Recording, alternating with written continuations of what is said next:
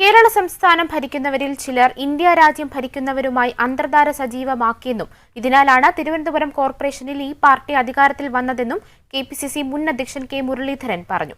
എല്ലാ മതേതര കക്ഷികളും ഒന്നിച്ചു നിന്നിരുന്നെങ്കിൽ ഈ രാജ്യം ഭരിക്കുന്നവർ തിരുവനന്തപുരത്ത് വരില്ലായിരുന്നു. യുഎയിലെ ഷാർജയിൽ ഇൻകാസ് ഷാർജ കമ്മിറ്റി സംഘടിപ്പിച്ച ജയ് ഹിന്ദ് എന്ന പരിപാടി ഉദ്ഘാടനം ചെയ്ത് സംസാരിക്കുകയായിരുന്നു അദ്ദേഹം. എല്ലാ മതേതര ശക്തികളും ഈ രാജ്യം ഭരിക്കുന്ന കക്ഷികളെ ഒഴിവാക്കണം എന്ന് ചിന്താഗതി ഉണ്ടായിരുന്നെങ്കിൽ LDF UDF ഇത്തവണ തിരുവനന്തപുരം നഗരസഭയിൽ അധികാരത്തിൽ വരുമായിരുന്നു. എന്നാൽ ചില സന്ദർഭം പറയാതിരിക്കാൻ ഓർത്തില്ല.